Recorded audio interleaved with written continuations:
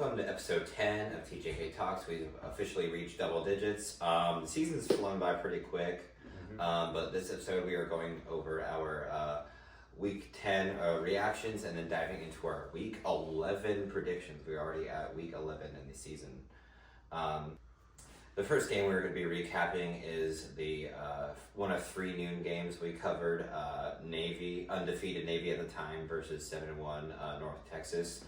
North Texas won the game 31-17, and as we all predicted, we all picked North Texas.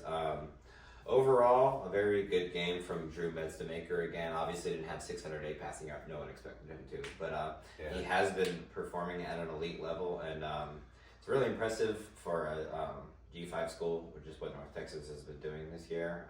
And Drew Metzemaker putting a name out for himself, especially playing at not a lower school, but obviously like SEC, Big Ten, those obviously get more attention than G6 school like North Texas. So overall, good win for North Texas. Yeah. Sorry, you okay? You got it. Okay. Well, yeah, this was definitely another showing for Drew Metzemaker. I definitely think that he is by far the best Group of 5 or Group of 6 quarterback. Like any best quarterback, not in the Power 4. Yeah, by North far. Texas really airs it out. Yeah. Oh, yeah. No, 100%. I think he's gonna get drafted first 5 rounds of the draft. I think, honestly, That's very possible. But yeah, no, Drew Metzemaker's looking good. Really showing it out. He had 154 more yards than the Navy quarterback. They only had like 80 passing yards. Yeah. I mean, for military academy, they don't recruit quarterbacks, so it's kind of expected. They're all run oriented teams most of the time. But so yeah, North Texas is right behind Memphis in the Group of 6 rankings or standings, whatever the college football playoff selects as the best Group of 6 team. They're right behind at a 7-1 record. So assuming Memphis could slip up this week, we'll see how Memphis performs against Tulane. That's who they play this week. Tulane definitely has a good shot to win that. They're a 6-2 football team, definitely also up there in the Group of 6 mix. But assuming they do, then North Texas is that team that you're looking at. They could make the playoff as the Group of 6 representative. So pretty interesting to see. So like to see Drew Metzemaker and the Mean Green ball out. Yeah, this is a pretty interesting game. Kent, what do you have to say about this? Yeah, Navy. This was a really good rush game for Navy. They outrushed North Texas. Yeah, they definitely did. Even though North Texas had 190 yards rushing total, Navy had 311 rushing yards total, which is 120 yards more, 121 yards more exactly, which is really crazy. But like we were saying earlier, North Texas has a great quarterback. He threw for 234. So bad. He had 234 passing yards.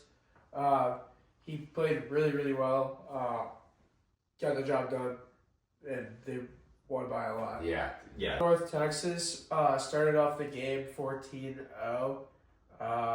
So that was a great start for them for that game, and that's what led them. I mean, they pretty much carried that throughout the game.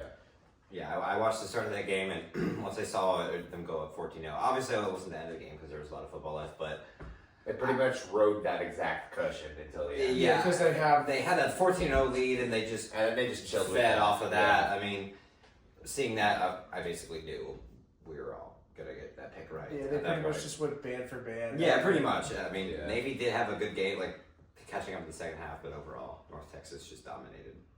The second game that we're going over is the Nittany Lions and the Buckeyes, Ohio State versus Penn State. This was another Heisman performance by Julian Sayin. Ryan Day, as I predicted, decided to open up the playbook a little bit more.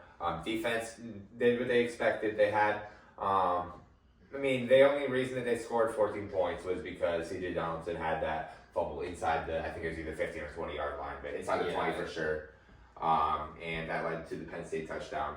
But I do think that defense played phenomenal overall. I think you guys can agree with that. Yeah, we only let up 14 points. It shouldn't have even been 14 really, but let up a low amount of points again. And man, Julian Sand threw so many perfect, beautiful deep passes down the field. So good to see Julian Sand balling out with Carnell Tate, Jeremiah Smith. You can tell he's not really picking a favorite, distributing the ball evenly, and you love to see it. You love to see the offense firing on all cylinders. You might not even say that yet because they haven't even really reached their true potential. There's definitely a lot that they have still hidden. You see all this stuff on social media. Ryan Day talking about he's going to unleash it all at the right time. That leads the fans to believe that right time will be on November 29th against Michigan. I really do have a lot of confidence myself that they're going to be prepared this time. If we lose, I'm going to come back to this video and realize that I'm a fool, but I really do believe that we are. And if we end up being right, I'm going to come back to this video and be like, jinx us. I told you so. And I'm going to come back to this video and be like, I told you so, if and when we win. But yeah, I'm really looking forward to that game. But yeah, but going back to this game, Penn State, I mean, they had a talented roster, but couldn't really expect much with really no leadership. And yeah, new quarterback, new coach. Yeah. Entirely new leadership. What do you guys have to say about this? Yeah, I mean, Julian Sand played amazing. 20 for 23 in passing. Yeah. Only 3 incompletions, and he had 4 touchdowns. He had more touchdowns than incompletions. Yeah, I forgot to mention that. Just crazy. Honestly. Then Carnell Tate and Jeremiah Smith had 124 yards and 123 yards. So our offensive productivity and our defensive productivity is off the charts. We definitely can go back to back for sure. Mm-hmm. But it's always college football, so anything can happen. Dude, in the playoffs. Yeah, especially in the playoffs. I mean, Alabama's been slaying every ranked team. It's always scary if we have to play them. You never want to run into Alabama in the playoffs. Never, that's for sure. Never. Then you also got Oregon, who wants to get us revenge last year. And also going into college football predictions, what we're going to talk about later. Oregon right now is projected to play us after their first round. If they were to beat Texas Tech, quote unquote. But I mean, that would be a rematch. Yeah, it'd be crazy to see. And I think that would be in the Orange Bowl, if I'm not mistaken. That would be the 1 versus 8/9. I could be wrong. Don't mark my word on that. But it's one of the bowl locations, one of the news locations. For sure. Yeah, obviously I was wrong about this game. I mean, I wanted to be wrong. I mean, but the first half is why. I mean, the first half, it was a 3-point game. As Ryan Day said, it felt like we were down 3 touchdowns. Obviously, it wasn't the case, but OSU fans always expect the best, and it wasn't even about being down 3. It was because of the fumble, and then became a close game because of that. But then in the second half, Julian Sand just deep ball after deep ball after deep ball. Yeah. Really good in the passing game, and looking forward to them. I hope they, like you said, he's just so accurate, man. He's so accurate. Currently, he's the most accurate in college football. Dude, I've been watching Ohio State football. When C.J. Stroud played, he was accurate, but Julian Sand is more accurate. It's crazy. I know there's a lot of football left, but after his 2 seasons of college, I feel like we're going to come back to this, and it's not really going to be much of a hot take that Julian Sand is more accurate. He's probably end up being the most accurate quarterback in Ohio State football history. Currently, he is. I mean, yeah, but I think he's going to end up that way after his 2 seasons as well. But because he's coming back next year, and then after next year he's going to the draft. So yeah, I mean, we get Jeremiah Smith back too. Yeah, we get both of them. Oh my gosh, dude! Next year, and you have a pretty young team. So I'd like to see all this happening with. Not even a very experienced. Last year's team was way more experienced, way more experienced. But Ohio State, you don't really rebuild. You just reload. Yeah. Yeah, a lot of football left. Again, rivalry week will be a great, crazy week per usual. There's still a lot of football left, but overall, I don't want to say impressive win for Penn or OSU, but I mean the second half was. I guess showed them they went into 4th gear finally a little bit. And they're good at adjusting. They know how to adjust. Yeah, they know how to adjust, and they overall a very impressive win. the third game we're talking about is Vanderbilt versus Texas. This game was very, very good. This was Arch Manning's best game played all season. I think no turnovers from him. Yeah. 328 pass yards, 3 touchdowns. Pretty efficient. Yeah, and then also like I've been saying all year in our other videos and stuff that Texas's defense has been carrying them this season. Yeah. This game, their offense carried them because Diego Pavia had more pass yards than Arch Manning, and Baxter came back, so he did pretty well too. But Arch Manning really showed out today after coming back from concussion protocol. So maybe the concussion did something in his head that fixed it. Yeah. But overall, Texas's offense carried the team this week. It's really good to see. Yeah, I do think that this was another great game to decide the maybe SEC standings, and now Vanderbilt is in a situation where they essentially have to win out if they want to think about making the playoffs. And they have Tennessee at the end of the year. And they have Tennessee at the end of the year, but Tennessee, they lost to Oklahoma. They've lost. So that game kind of got devalued a little bit with both teams losing this week. But still, Vanderbilt could, if they went out to that point, make the playoffs. So that's still going to be an important game. I wouldn't say it's devalued though, because both those teams need a win now.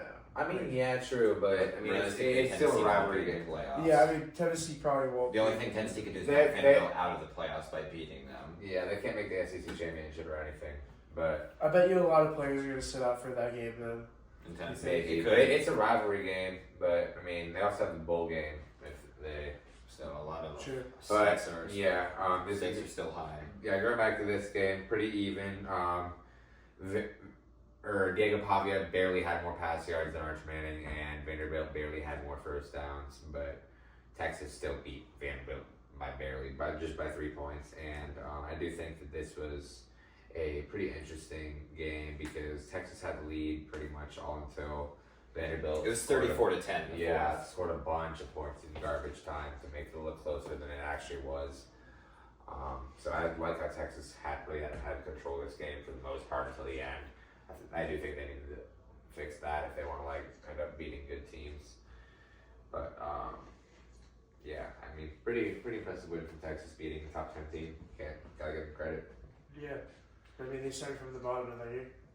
Started at the top, then the bottom. Yeah. Me and Trevor picked Vanderbilt. Can't pick Texas. Vanderbilt at first it was not a good game. It was 34-10 for us. So it was just 30. The final score doesn't show how much of a beating it was from Texas at first. The final score did not indicate really how this game was. Texas controlled this game pretty much all. Their defense let up a lot of points in the fourth quarter, but pretty much it came down to Vandy not being able to convert an onside kick, and that's how the game ended. But Texas just had too much of a lead in the beginning for Vanderbilt to come back and actually win. But so very, very good win for Texas here. Fourth game we're going to recap is USC versus Nebraska. At Nebraska, we all three picked USC. It was a close win. I don't think it should have been this close. It could have been. I didn't think it was going to be this low scoring. I guess I should say USC struggled more than I thought, and Dylan Raiola went out in the third quarter for Nebraska.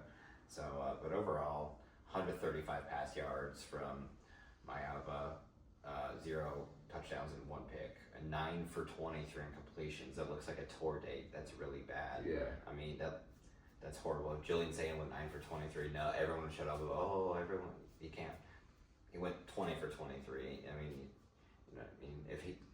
Julian Sayin would get a whole lot of hate for a game like that.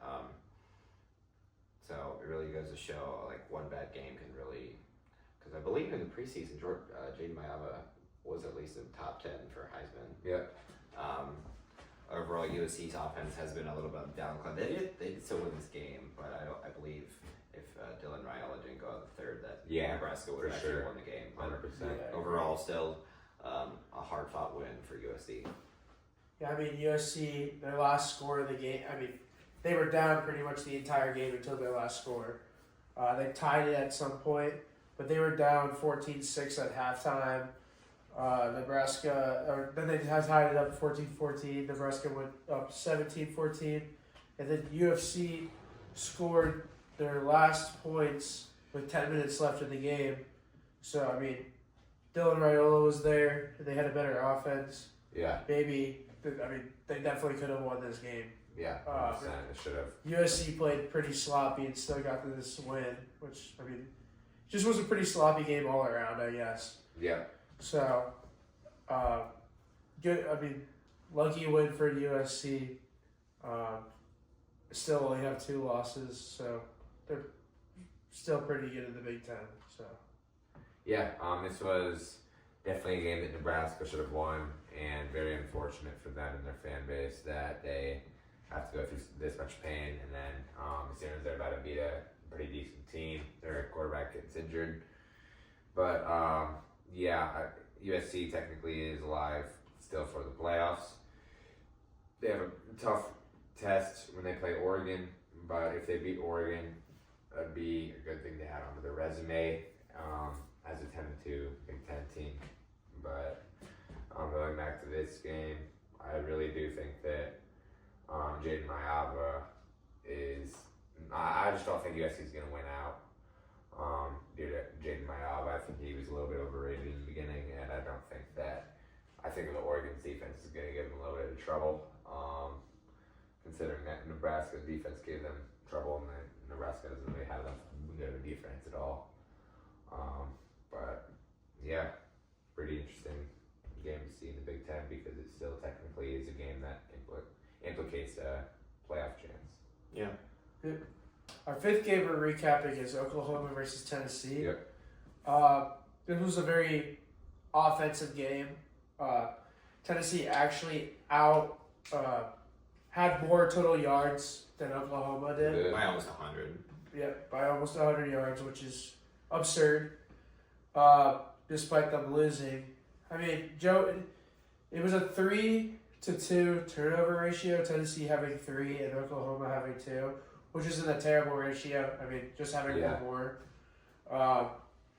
But the placement of those turnovers was the difference maker. True. Oh yeah.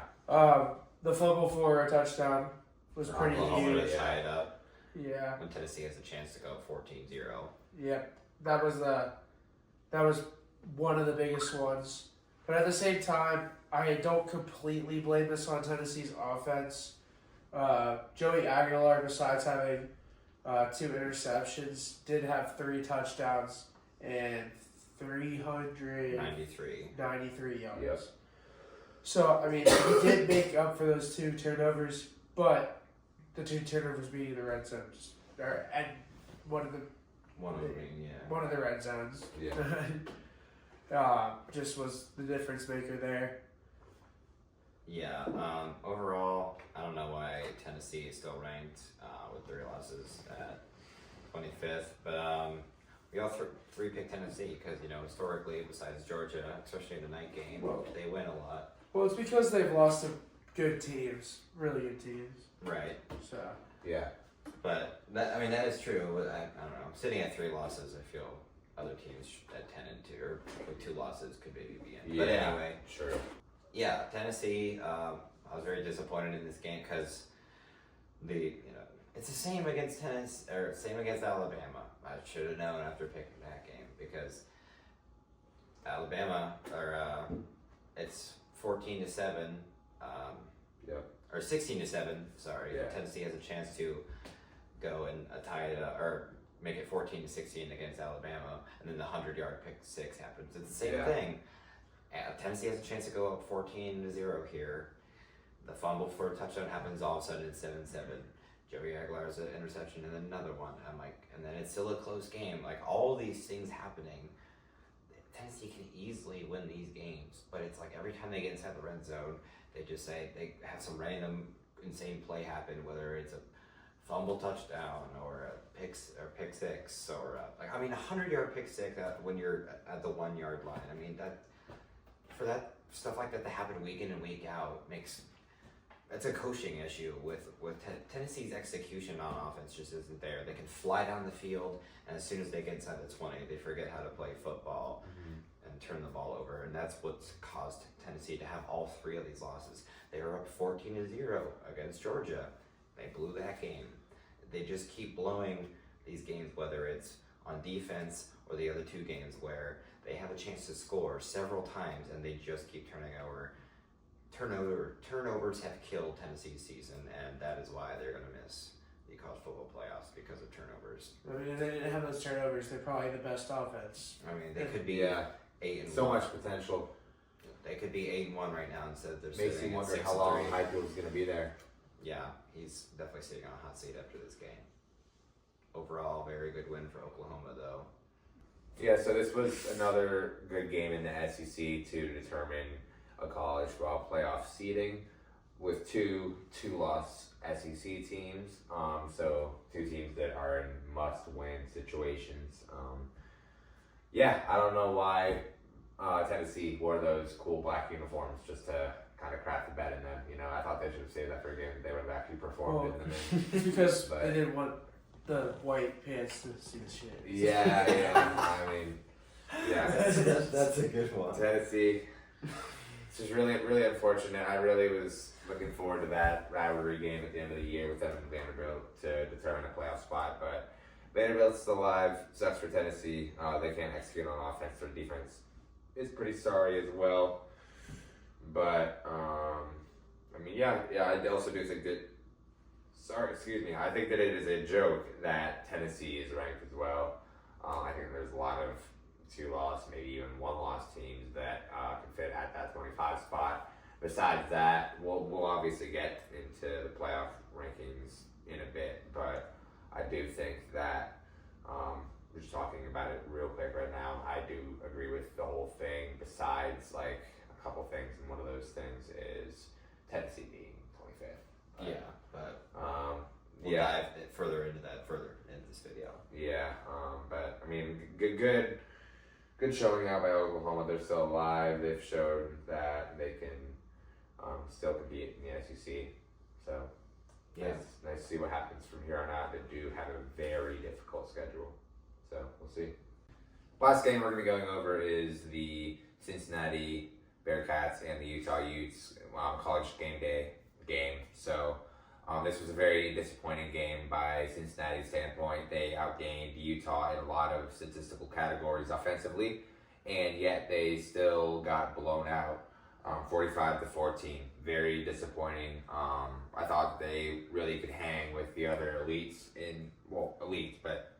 other top teams in the Big 12, but doesn't seem like they can. They did have that win over Iowa State earlier, but Iowa State is not even ranked anymore. So, I don't know where Cincinnati's going to go, but Utah, they are still alive, and kind of interesting to see because they do still only have 2 losses. If they win out, they would be a 2-loss Big 12 team, but I doubt that they're going to make the Big 12 title game because it's probably going to be occupied by BYU and Texas Tech.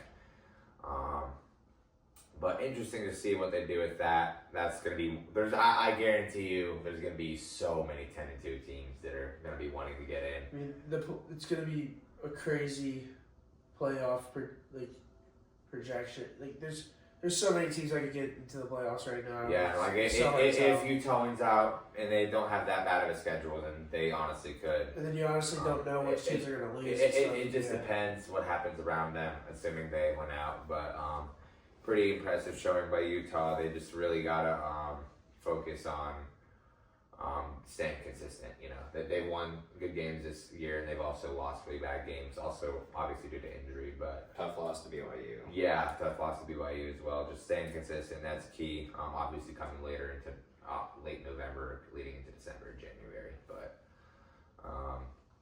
and pretty interesting to see Big 12 standings shake out. I do think, just talking about it, like looking into the future a little bit, I do think that it obviously, like I said, it's going to be BYU and Texas Tech, rematch of that game.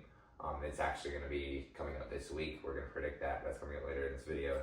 But yeah, I do think that it's going to be round 2 of those two teams playing, and that will decide a potential college football playoff spot.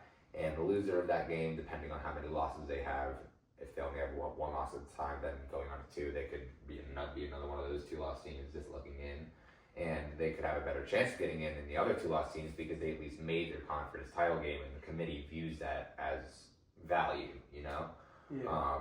So they've shown that in the past in previous years, and I think they will do that again this year. But pretty interesting game from Cincinnati and Utah. Just really weird game from the 3 turnovers that they gave.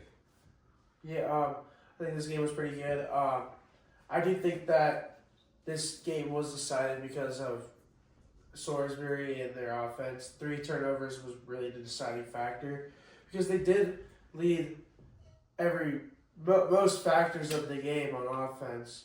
But those 3 turnovers and then also a 75-yard return on special teams for Utah for a touchdown. Just small things that could have been fixed that could have made this game a lot closer, but didn't. It's kind of the same way the Tennessee game was. Yeah. Just wrong things happening at wrong times. But Salisbury throwing 11 for 33. That's very bad. Earlier this year, he's looked amazing this year. He really has. And then this game was just a totally different quarterback. Just tough loss for Cincinnati, good win for Utah, and it really makes me realize BYU is a lot better than people make them out to be, even though they are undefeated. Yeah. They probably are better than people think. Yeah, I don't know. I'm not going to make my prediction right now for the Big 12 title game. I'll save that for maybe later in the season, maybe a later video. But I do think, I don't know, Texas Tech is looking really good. That's all I'll say.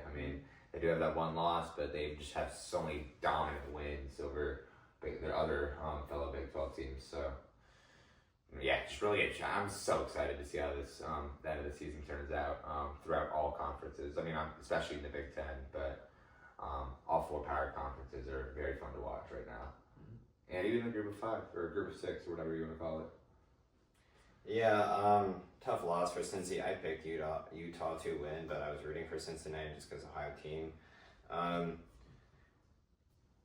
It was pretty much ugly from the start. I didn't really feel the need to.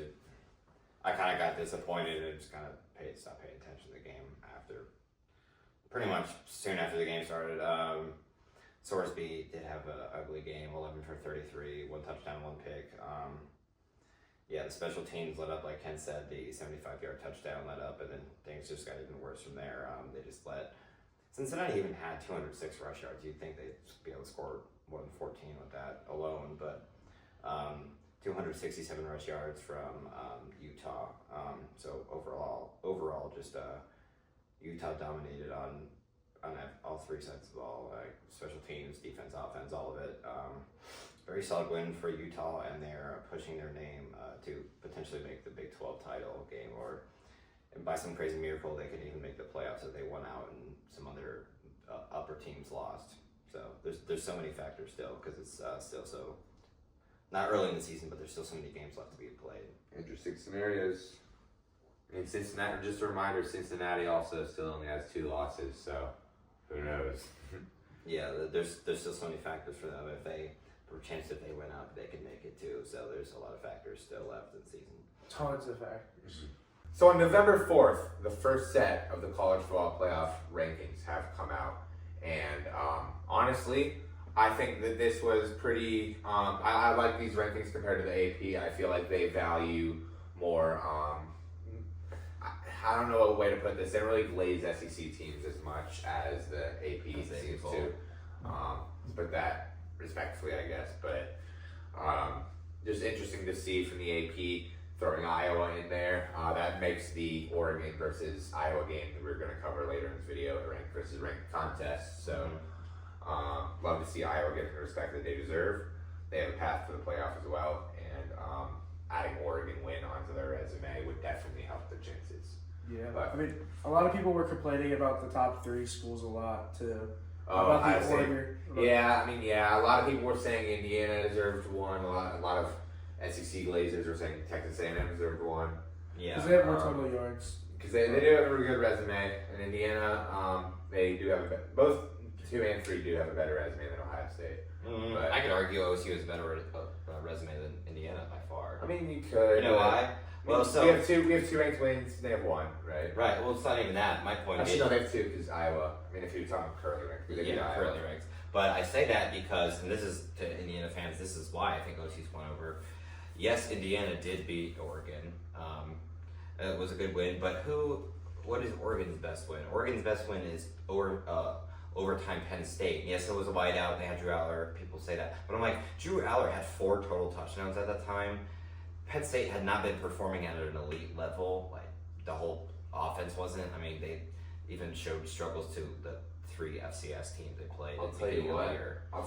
I could actually say that Oregon's best win is actually Northwestern, because Northwestern is 5-3. Penn State's 3-5. Northwestern beat Penn State, but I still think with OSU, like, who's Indiana's first 3 games? Straight FCS teams. Okay. Meanwhile, OSU week 1, brand new quarterback. They schedule an out of conference opponent. Number 1 team in the country. Yeah, I mean at the time number 1 team. Of course. What are they ranked now? 19? They're 11th now. 11th. Yeah. Yeah. So I mean that, and then now with Washington being in the 20s, ranked in the 20s as well. Where are they at? Washington. Washington is currently ranked 23rd. Okay, 23rd in the low 20s, but still a ranked win.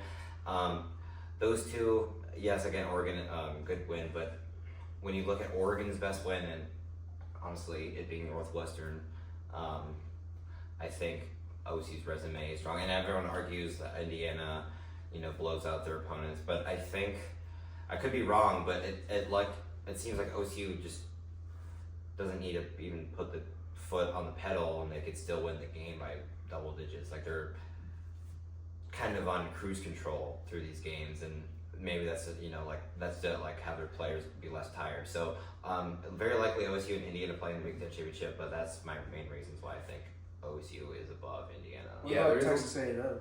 Yeah, you could. I mean, Texas A&M. I would argue for that too. They definitely. Texas A&M, I think, definitely has a better resume than us so far. But just based off the teams they beat, that doesn't mean that they're a better team. But I still think that they. I mean, let's be real. The SEC, top to bottom, is right now a better conference than the Big Ten. Big Ten seems to be pretty top heavy. You have a lot of top teams, and then you have a decent amount. You have 17 Big Ten teams that are ranked. So I'm not saying the Big Ten is weak by any means, but definitely easy to say that it's not easy to go undefeated in the SEC. I'll just put it that way. Yeah. Go ahead. And then also Texas A&M, I think Ohio State's just better on defense. Oh yeah, defense is 100%. He got what I was going to say. It's not even close. Yeah, when I saw, yes, they do have a good win over Notre Dame when Notre Dame started off really rough, 0-2 and starts the season. But I forget which week. It was a couple weeks ago. Texas A&M beat Arkansas 45-42, going into a shootout with a team like Arkansas. Yeah, I get it's conference play, whatever, things can happen any given Saturday. But Texas A&M, it seems like they have to go down and score a lot to just try and make up for the deep. 45 points, you have them having to score 45 against Arkansas just to win the game. Arkansas actually had a chance to win that game. I believe they actually had a missed field goal in that game. Actually, during that week, I predicted Arkansas to beat them. Texas A&M, their offense is elite, but they're definitely. I'd be curious to see them play a team with an elite offense as well in the playoffs, because then that would. I feel like that would be shaky. I feel like if anything, if Texas A&M were to lose in the playoffs, they would lose in some sort of shootout style way where both offenses just go at it. But if one is slightly better than them in the playoff, it's so nice in the playoffs because there's so many hypotheticals of who they could and couldn't play. So it's really exciting to see these CFP poll finally come out. Yeah. So when it comes to the CFP poll, there's 4 current first round matchups that we have. We have Memphis, number 12. They're not ranked in the CFP poll, by the way, but they are the selection as No, they're not ranked in the poll.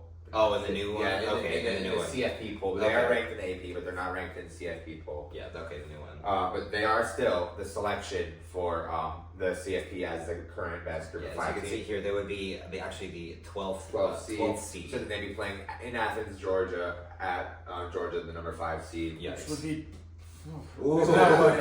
Trouble for Memphis. Yeah, even with Georgia's struggles on defense this year, hosting a playoff it would be game, ugly like, in come Athens. on. It's Yeah. ugly.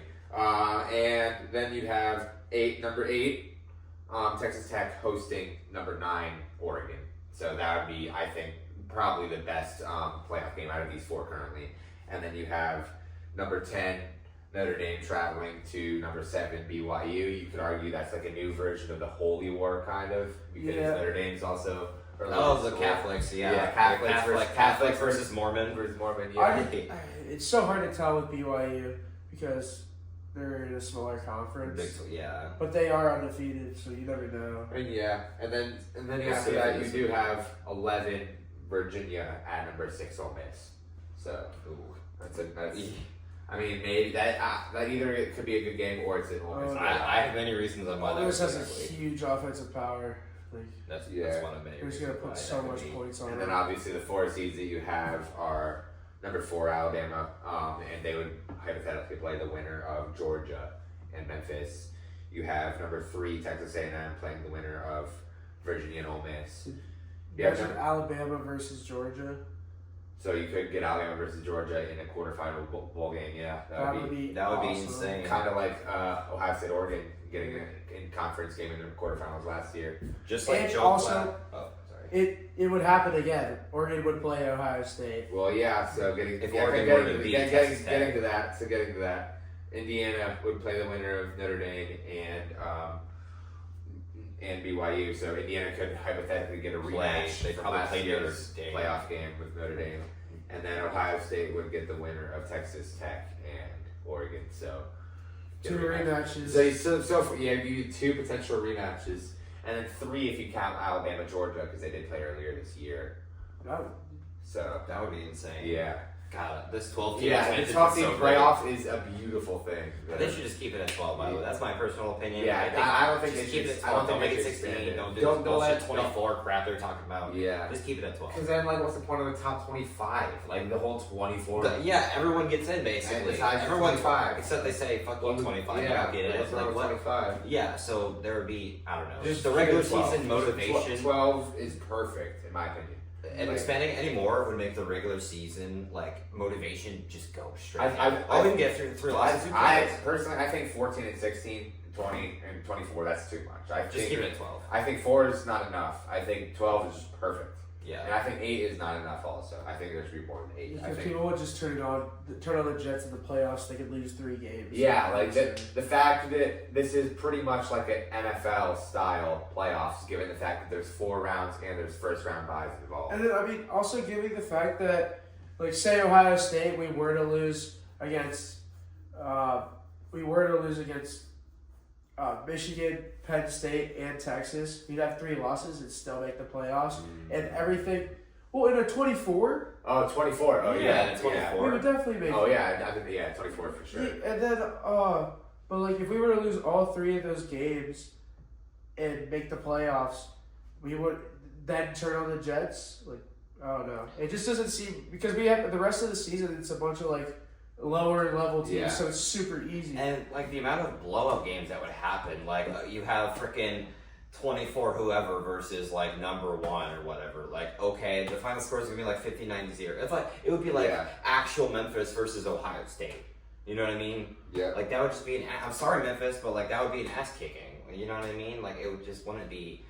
The first round of the playoffs would be dull, just blowouts. It would be the week 1 of college football. Yeah, so you do have 7 Big Ten teams ranked, and you do have, I think, 9 SEC teams ranked. So pretty close, and definitely love to see how it progresses. Tennessee should be 25. Yeah, I don't think Tennessee should be ranked. That should 3 losses. Drop down a little bit, but as the season progresses, if they lose to Vandy, like okay, Yeah, four they're- losses get the hell out. They're done if they So, 4 losses. Or if they were to lose before that, I don't think they will. But 5 losses would be nasty. yeah, that would be And then really the bad bowl for Tennessee considering they were in the playoffs last year. Yeah.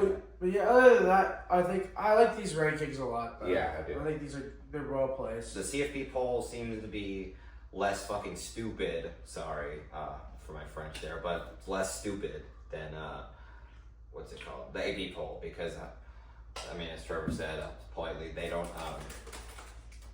just cherish the SEC all the way. You know, I don't know. It's I like how they sit down and they evaluate not every team, you know what I mean, but like they evaluate teams that maybe go under the bus because of their name. Like when you hear Iowa, oh Iowa, they're not, you know, they're 7-2. Well, oh wait, they're 7-2. Then they actually start to look at that. You know, teams who aren't expected to perform when they actually start to do. Same with Vandy earlier in the season when they were winning, and each AP poll they're 23, 22, 23. It's like, and then when they finally beat a good team, then the AP poll finally put them up. But it's like the CFP poll just shows more appreciation to those lower tier teams, not lower tier teams, but teams that go under the bus, and they look at those and they go, oh wait, I was 7-2. Maybe let's take a look at those wins, and that one of those close losses being a 5-point loss to Indiana. I mean, that's the number 2 team in the country right now. So yeah, seeing the CFP poll take a look at those teams like USC and Iowa and other teams, like the teams like 20 through 25 in the Big Ten, and just in general, you know, I think teams often 13 through 20 get underlooked in the AP poll. So for the CFP poll to reevaluate those teams and maybe move them up based on their wins is nice to see. Yeah, I guess the only things in the college football playoffs that we could argue is Tennessee and then the alignment of the top 3. And that's pretty much it. Because I think everything else is really good. Pretty much else, they nailed it. Yep. Now we're going to be diving into our Week 11 predictions, and the game we're going to start off with is Tulane versus Memphis at Memphis. Memphis is technically unranked, but at the college football playoffs that started today, they would be 12th as the auto bid from one of the G6 schools. That happens. That's how the playoff format was. We were just talking about. Memphis has looked pretty good. They had an ugly loss to UAB. Yeah. 4-5 UAB. That was just a very ugly game for them. Ugly. Tulane has had an okay season at 6-2. I mean, you can't really complain if you're a G6 school. I mean, that's where, you know, most schools would be, or most of the competition, no offense, is lower in there. So if you're 6-2 in that conference, things are looking pretty well for you. Memphis sitting at 8-1 again. The only ugly loss being UAB. Looking offensively, nor UAB or Memphis is really like a hot offense, I'll say. They're good for like what they are, but they're nothing really, they don't like show a lot of fire or anything like that. Nothing really puts their name out there. I would pretty much just go with either home team. Like if this was at Tulane, I'd probably go with Tulane. If this was Memphis, I'd probably go with Memphis. So with this being at Memphis, I am going to pick Memphis to win 24-14. I just think that they're looking for a chance to actually try and push themselves in the playoffs, and I think they're actually looking for a chance to have a bounce back win after that ugly UAB loss that they had a little bit earlier in the season. So for that, give me Memphis 24-14. Yeah, they're pretty even teams. This game could go either way, like Jake said. But Tulane's quarterback, even though both quarterbacks have terrible ratios, Memphis quarterback throwing 10 touchdowns and 4 interceptions, and then Tulane's quarterback throwing 7 touchdowns and 3 interceptions. Both are like not passing offenses at all. Yeah. But I would say though, Tulane when teams are in the red zone against Tulane, they let up 86% of scores. They let them score 86% of the time in the red zone, which is terrible. Imagine if Ohio State had 86%. Oh God, I bitched about them letting up 16 points to Illinois. Holy shit! Yeah. If they let every team get a touchdown pretty much every single time, I think I'd lose my mind. Yeah, just terrible. So, and then also with Memphis having the home advantage, I'm going to go with Memphis, and I'm going to take them 31-23. Yeah, this is another interesting group of 5 game that we have that could potentially determine a playoff spot. I don't think that this is going to be a very efficient game from either one of the quarterbacks, but I do think that the offense is still going to put up numbers. I still think that Lewis and Retzlaff are going to both run for over, I'd say, probably 80 yards a piece. And I do think that Tulane is going to get a hot start, and they're going to pretty much ride a cushion leading into the 3rd and 4th quarter. And then I think that Memphis is going to pull in or start to make it a little closer, but I do think that Tulane is going to end up winning this game and solidifying upset alert. Yeah, because Tulane is coming off a loss. I do think that Tulane is coming off a loss and they're looking to rebound, and I also think that Memphis is very, very inconsistent. I just don't trust them a lot.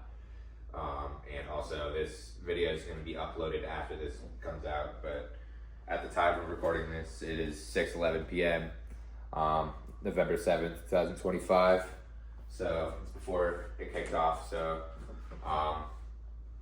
we're just gonna try and get this uploaded as soon as possible. But Based on my thoughts, this will probably be uploaded right around the end of the 1st quarter of the Memphis game. So don't laugh at me and Kent if Tulane is up 21-0 and our picks look completely stupid, and also say why these guys picked this game when it was already happening. Same as last week, we recorded our recaps on yesterday, Thursday, and then now we're recording our predictions tonight on Friday. That's why the change of outfits. In case you were listening, not watching. Same thing last week. So, like Trevor said, it'll be slightly into the. We'll get this out as soon as possible, but we appreciate you being patient with us and dealing with our conflicting work schedules. Yeah, I have Memphis winning this game, 34-23. Supposed to join this, and I think that both running backs are gonna have a big day, but I don't think that the quarterbacks are gonna throw for over 150 yards. I still think they're gonna do what they need to do to definitely take the over on this game and put up a lot of points. The second game we'll be predicting is BYU at Texas Tech. This game is going to be for whoever is going to be staying at first or going to be first in the conference. If Texas Tech wins, they'll be number 1. If BYU wins, they'll stay number 1. BYU has a really strong run game, and they're undefeated, obviously, so they're really good, and they're winning games in their conference. So this is going to be a big showout. Texas Tech has 1 loss to Arizona State. So they're looking for that revival, I guess. And them beating BYU will be huge. Yeah. Even though they're both ranked in the top 10. Yeah. They're both right neck and neck. It's 7 and 8. 7 and 8, yeah. So it's basically, this is going to be the best matchup of the week for sure. I think that this could be the best game of the week, yeah. Crazy, it's a noon game too. Yeah. But BYU's strong run game might not be as good against Texas Tech because they have an elite run game defense. Also, their defense is only letting up 13 points per game right now, which is crazy. I mean, Ohio State has, 6 per game? Yeah. Something like that. So, that margin's not that big. Which shows how elite their defense is. And also, BYU kind of has a mediocre passing game. So, I think Texas Tech wins this game 31-21 at Texas Tech. Yeah, this is definitely a great, probably Big 12 game of the year, or maybe a rematch for or round 1 of the Big 12 championship. But I do think that Texas Tech has a very, very dominant defensive line. They have assembled a very great defense through the transfer portal this offseason and have definitely they've made an elite defense on national level, but especially at the Big 12 level. I definitely think that even though they do have a loss and BYU doesn't, I do think that they are 10.5 point favorites for a reason. So like they've just been winning games so dominantly. Besides that one loss to Arizona State, and Arizona State is the defending Big 12 champions. That's not even really that embarrassing, and they're still doing pretty good this year. But BYU, they do have a good run game, and they are undefeated in November. To be undefeated in November, you at least have to have a little bit of sauce. Like that's definitely like that's no. I mean, it's pretty not that common, especially now. They're only one of 4 teams who's undefeated. Yeah, it's still, only 4 teams, so nice. They're in elite company, but yeah, let's see if they can keep that alive. If they win this game, then that is like them stamping their like name. They're going to Big 12 championship as a real national title like contender. You know, Yeah. they can beat Texas, especially if they beat them convincingly. If BYU At home, beats them too. convincingly, At Texas Tech, I mean. if BYU pulls up to Texas Tech and whoops their ass, then they could jump into the top 5 of the CFP, maybe top 6 or 7. Yeah. Maybe genuinely they could be in the top 7. I think if they whoop Texas Tech, and but I don't think it's gonna happen. I do have BYU winning this game, but I don't have them whooping them. I do have BYU winning 34-30. No. Texas Tech is too good of a defense to let up 34 points. I'm actually going to say 17-14 BYU. 17-14. Low scoring offense. Low scoring offense game. 17-14 BYU. Texas Tech loses the second game of the year. BYU remains undefeated. Very interesting take. BYU has looked good. They have shown their ability to come back. I mean, they were down 27-10 against Iowa State. At Iowa State, and then they ended up winning the game 40-27. So I mean, they just completely blew them out in the second half. I was watching that game, and I thought, wow, this is BYU's first loss for sure, down 17, and then they came storming right back and actually beat them pretty soundly in the end. It was like the second half was a completely different team. So I've seen it that they can adjust to when they are struggling. However, with Texas Tech. Having that one loss to Arizona State when Sam Leavitt was healthy, he's been in and out each year. Pretty much every time Arizona State loses, it's because they don't have their starting quarterback, Sam Leavitt. But anyway, he happened to be playing that game, handed Texas Tech their first loss this season. Texas Tech is, I wouldn't say desperate, but they're trying to get their name back into the top of the Big 12. Yeah. And if they won this game, they would actually do that. So with it being at Texas Tech, this game's so, I mean, literally 7 and 8 right next to each other, like Kent said. If it was at BYU, I would take BYU, I would be honest. With it being at Texas Tech and Texas Tech being hungry for that loss, I am going to take Texas Tech to win that game in a close one, 24-21. Yeah, I mean, I do think that there's going to be implications to the playoffs if Texas Tech loses this. They might, I don't know, they're going to be bordering being in the playoffs. There'll be another one of those 10-2 teams. Yeah, there's going to be so many 10-2 teams. It's going to be so interesting. I can't wait for rivalry. There's going to be so much controversy. Whoever doesn't get in is going to be complaining and all. I mean, there is every year. Every year, but not especially this year. I can tell there's going to be a lot of controversy when Selection Day comes. We're definitely going to be going Selection Day is like Judgment Day of college football. That's like when teams make it in or don't make it in. December 7th. Yeah, December 7th. Yeah. Oh my God, the day after Big Conference Championship weekend, yeah. Oh yeah, it's all of them, not just Big Ten. all oh my gosh, wow! So it's loaded play that weekend. game. Yeah, loaded Okay, weekend. that'll be a stacked episode. It's not even just the Power 4 conferences. It's every conference championship is that weekend. So like I think like the smaller conferences, like the Group of 6, they go out like the weekdays. Like I think the MAC's on Thursday this year. That's awesome, man. And so then we just get like several Friday. One of the Power 4 conferences on a Friday. Don't mark my words, but I think that the ACC championship is on a Friday. And then Saturday you have like 12 p.m., 3:30, 7:30, or the Big Ten championship is at 8 p.m. I'm pretty sure the MAC is during the week too, like on Thursday. Yeah, it's on the Yeah. So that's going to be a very good week to cover as well. That's the week after rivalry week. So 2 loaded weeks in a row of college football. Crazy. The third game that we're going to go over for our predictions this week is the Ohio State Buckeyes, number 1 in the country, traveling to East Lafayette, Indiana, to take on the Purdue Boilermakers.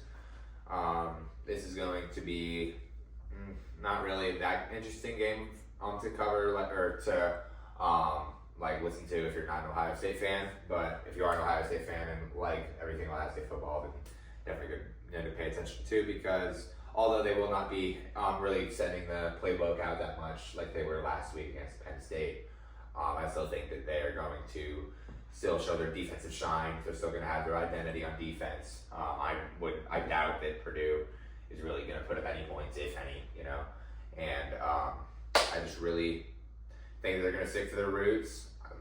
I think that you're going to see a lot of checkdowns. They're going to throw the ball deep a couple of times, so you're going to see a bomb to Jeremiah, a bomb to Cardell probably. But I don't think they're going to Maybe throw anything out on the board too much, because Ryan Day did admit that he's saving a lot of tape for later in the season at some point. So,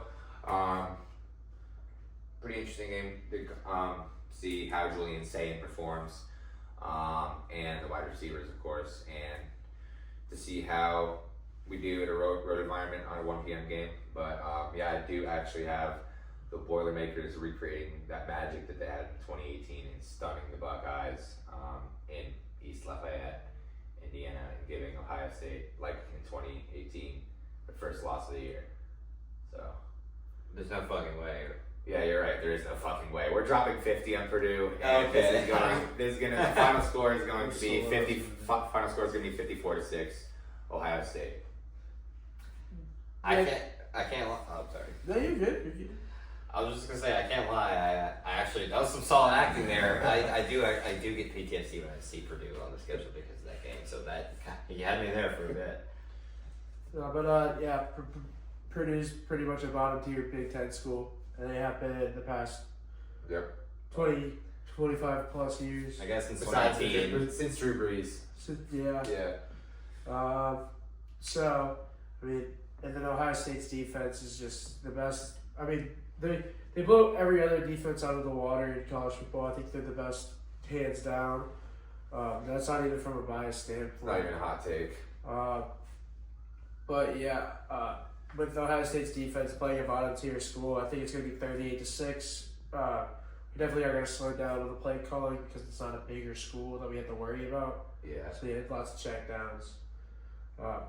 Maybe a couple balls. I do think that there is, the only reason I said 54 points is because I do think there is going to be some points scored in garbage time. I think they were going to blow them out so much to the point where we put in our backups, and I think they were going to give our backups reps, and I think our backups are even going to outperform Purdue starters and score a lot of points in the fourth quarter as well. So Put Mason Maggs in. yeah, put Mason Maggs in, please, Ryan Day and Brian Hartline. We'd love to see that. But I'd love to. Pretty interesting game to see how the offense performs and, of course, the defense. Yeah, I say interesting game. I mean, interesting for us, Buckeyes fans who obviously we win the game. OSU does, but yeah, I always do get a little bit scared here in Purdue. The 2018 game, such and such. They actually did have a close game with Michigan last week in they showed 21 up, to 16. They showed up a lot of fight. Michigan won 21-16, but I mean it was a close game. They did put up a lot of fight. I think they, yeah. But I mean, just for them to put up with them, though, a ranked team, Purdue, that feels good. And it was at Ann Arbor also. Yeah, it's a tough environment. So, although Michigan won, of course. This being at Purdue, I don't think it's going to help them very much. I agree with both Trevor and Kent. Our play calling could be very conservative, and honestly, that's fine. If you want to save all the plays for that, go out and just win and focus on the game and then the playoffs and shit. I understand. I think I'm gonna have OSU winning this game 38-10.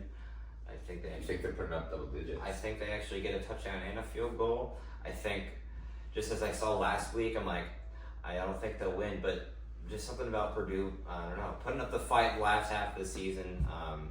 It's at least nice to see, as far as a coaching standpoint, we're still putting forth all we got. I mean, obviously it's because you want to beat whoever, but I mean, this late in the season, you feel you're 2-7, you feel pretty defeated. To see them still go into Ann Arbor and at least put up a fight, make it a close game, I would say, because I expected that game to be a blowout, for Michigan. So it's nice to see that on Purdue, but I don't think that fight will be enough. I don't think it'll only get them 10 points. So give me OSU to win 38-10. The fourth game we were going over is number 9 Oregon versus number 20 Iowa at Iowa. This should be a good matchup. The CFP poll recognizing Iowa as a upper 20s team in the poll, which I agree with. One of their losses only being a 5-point close loss to at Indiana, which is a very hard place to play under Kirk Cignetti since he's changed that team around 2 years ago. I think Iowa, but I just don't think Iowa has enough firepower on offense to, even with them being at home. I know Oregon's their best win was Penn State, and now their best win sitting is against Northwestern. But I still think Oregon is just a better team, with at least offensively. Iowa's defense is really good, and they showed that all year. But I think if Oregon can win one side of the ball, it's definitely going to be on offense. There are reports of it being sleet, kind of slushy game too in Iowa, so maybe the rain, maybe worst case scenario, it's like kind of a slush snow scenario where it's, Oregon struggles a little bit maybe with turnovers. That would be the only way Iowa won this game, is my opinion, with turnovers, because I think Oregon's offense, I think Dante Moore is just too hot and fiery. Their offense has just looked really good. So for that, give me Oregon to actually go into Iowa and beat them 27-17, a solid 10-point victory. Even with the weather factors and everything, I think if Oregon's offense can take care of the ball, even just one turnover, I don't think would be enough. If Oregon doesn't have multiple turnovers, then I see them winning this game, and that's why I picked them to win this game. Yeah, I think that's kind of crazy because I actually have Oregon winning by the exact same number and the exact same score. You said 27-17? I have them winning 27-17. I just think that Oregon's defense is good and their offensive power is just way better than Iowa's. It's a step above, yeah. I mean, Iowa used to not have a very good offense, and they had a good defense. They still have a good defense, but they have a better offense. I wouldn't say an elite offense, but better. Better in previous years. But against Oregon, I don't think it's going to be much. So, I mean, I'm saying 27-17 too. Same as Jake. This is another interesting game in Big Ten. Good road environment for Oregon to go on the road and take on the Hawkeyes.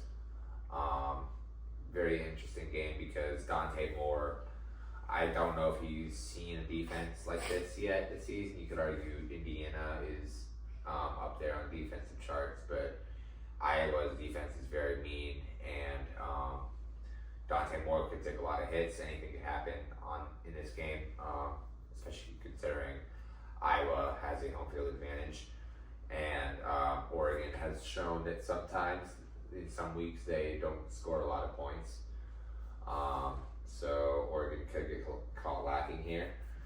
I'm actually taking Iowa to win out upright in an upset victory. I do think that they're going to keep their college football playoff hopes alive, and adding Oregon onto their resume as a win.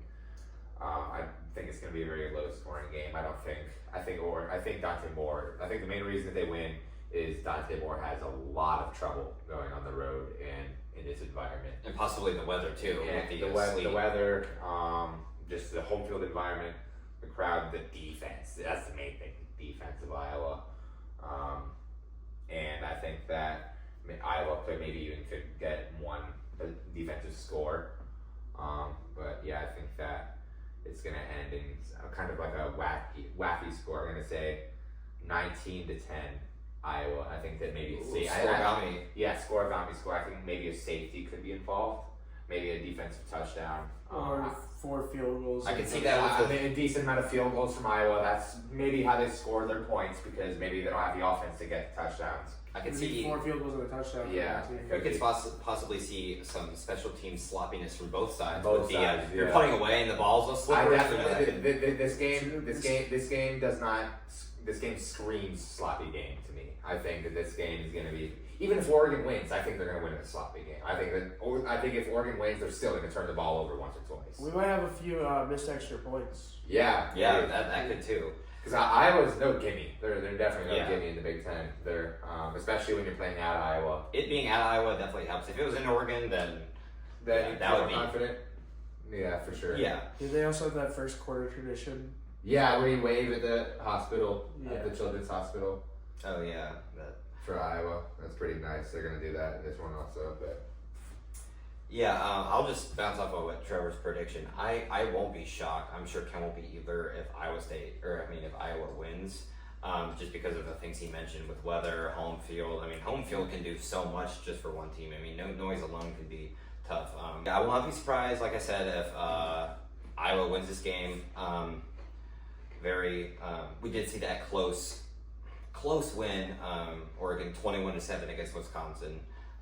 As we know, OSU beat them 34-0 at that same field. So, and that was raining during that game. Oregon had a sluggish game. So, if worse weather conditions show Saturday afternoon, then I really would not be shocked if Iowa did take the step. yeah, this is another one of those scenarios. Like if Iowa does win, Oregon wins out. They're one of those 10-2 teams that's looking to get They're in. both 10-2. And then Iowa would have Iowa's over. also one of those 10-2 teams that's looking to get in. But then Iowa would be over Oregon. They would Because probably of that- because of because tiebreakers. of that They tiebreaker. look at head-to-head records very like if the teams Yeah. play each other, they look at that. So that'd be very important for Yeah. a win over Oregon. Another great week for playoff implications. So it'll be very interesting to see the results of this game. Yeah. The next game we're going over is Texas A&M going to Missouri. Yeah. This is a good SEC matchup. Undefeated Texas A&M, number 3, Mm-hmm. Yep. going against Missouri, Number 22. number 22. And Missouri has 2 losses, but they are 2-2 in the SEC, which is not the best. I mean, Yeah. so that means their two of their other wins, or 4 of their other wins are to Non-conference opponents. non-conference opponents who could have been lower. Probably, I think they All were. at home. Yeah, they were Yes, all they at had home 6 too. straight home games too. Yeah. So that's probably why they were winning those games. I don't think Missouri's as good as they're made out to be. Yeah, I don't think they're a ranked team. I don't think them or Tennessee should be ranked, but that's just me. I But absolutely agree. I mean, Missouri does have a strong rushing attack. They have one of the top running backs in True. college But football. the rest of the team's kind of chopped liver. But I mean, if Texas, at the same time, if Texas A&M starts scoring early, they might have to. Missouri might have to look away from running the ball, and then their whole offensive plan is out the It's just fucking grilled. And then just skip up they're on just it. grilled, like grilled like a burger. Yeah. So I'm taking Texas A&M to win this Grilled like a game. burger. I'm taking Texas A&M to win this game 30-17. I don't think it's going to be very close. Yeah, Texas A&M deserves to be number 3. Yeah. I mean, Marcel Reed is crazy. Yeah, spinning off of what you're saying, I think that Texas A&M shows their offensive fire. They flex their offensive muscles a little bit again this game. And Marcel Reed, Mario Craver, one of the best quarterback wide receiver duos in the whole country. Yeah. I think they're going to have a good day. They're going to have a field day at Missouri, and I don't think that Missouri has the defense to keep up with these 2 offensive superstars, these 2 offensive juggernauts that are on Texas A&M offense. And not just them, but the whole team and company. I think that Texas A&M has another field day. I think that this could maybe solidify them. They would get a lot more arguments after this game for being number 2 team in the country, jumping maybe Indiana, because I think that they're going to win this game closer to like 41-17. I think that they're going to get pretty decent blowout from Texas A&M, and I think that they're doing everything that they can to protect their undefeated record, ensuring that they can get a first round bye and obviously a ticket into the SEC championship and potentially win that. Yeah, earlier in the season, this did look like a better matchup, but Missouri suffering their 2 losses early in the season certainly isn't good. Like a damn fool, I picked Missouri to beat Alabama earlier in the year. It was at Missouri, and it was actually a close game. But I just think overall, even with Texas A&M's defensive issues, their offense is just way too good and way better than Missouri's. So for that, I'm going to pick Texas A&M to win this game 31-20. Not quite as a blowout as Trevor, just because of their Missouri being at home, and again, Texas A&M's defensive struggles like we talked about earlier. True. And then also it just being an SEC game. Yeah. Southeastern Conference. But overall, I still have them winning by 11. I think, like you guys said, Texas Tech's offense is just way too good. Texas A&M. Oh, yeah, that one. Texas A&M, I think their offense is just way too good. Overall, they just look very impressive, and I think they are going to be one of the teams who remain undefeated and continue.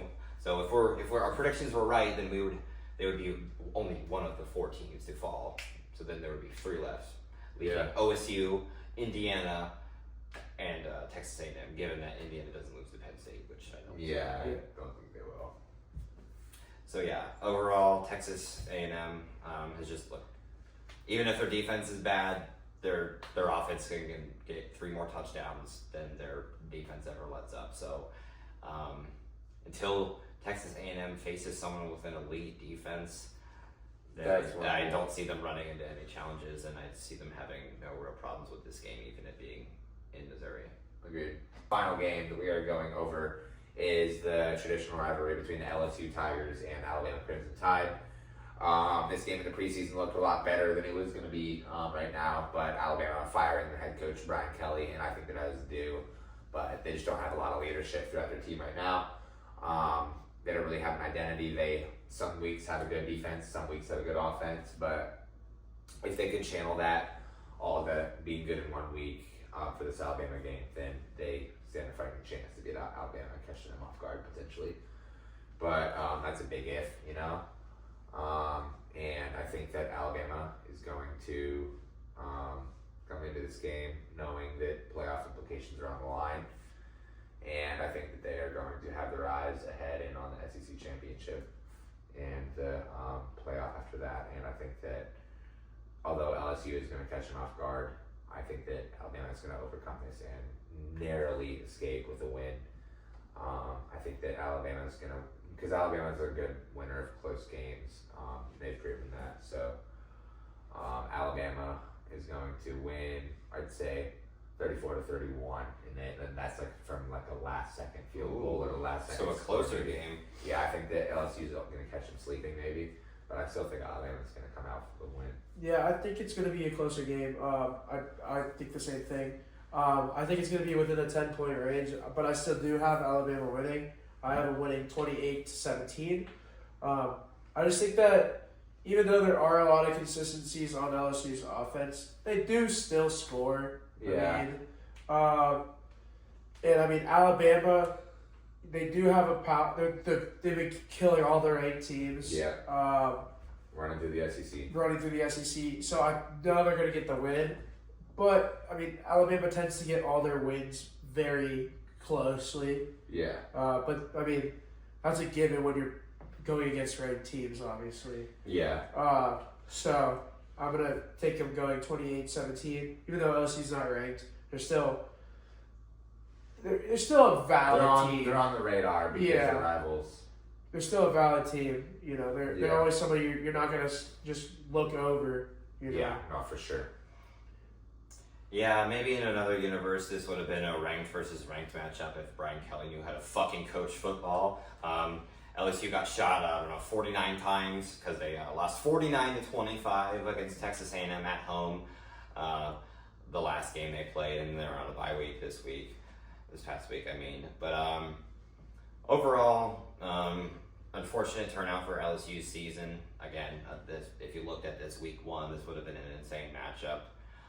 Reality is reality. LSU unfortunately now has 3 losses, and they are now out of the playoffs. So really the only thing they have nothing to lose situation, sort of like Penn State. So I think they will give their all, obviously. I mean, because the only thing they can do is knock Alabama lower. I don't even think if Alabama even lost, they wouldn't even be out of the playoffs. I don't even think. I mean, and who knows? The new coach might just turn it around for the rest of the season. Yeah.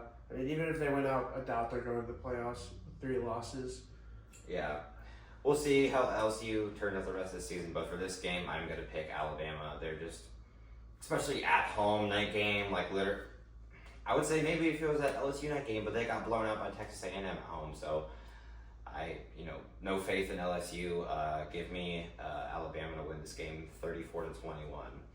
Not a horrible blowout game, but not really Close. not really a one score, not a one possession win either. Yeah. That does it for episode 10 of TJK Talks. I can't believe we've already made it to double digits, so shout out to all 5 of you who watch these videos. But I mean, I love doing it. I love just talking about college football. That's why we upload these videos. We will be making a special video for our 10 subscribers. Merch dropping. Our 10 subscribers special is coming out soon. Oh, We have yeah. merch dropping as well. Yeah. Nice. Yeah. No, so appreciate the ones who do tune in every week, but that does it for this episode. Tune in next week to hear our Week 11 recap and then diving into our Week 12 predictions. We keep just getting further and further into the season. I can't believe how far it's flown Going by. so fast. Soon enough, it'll be Yeah, rivalry we week. made it this far. Yeah.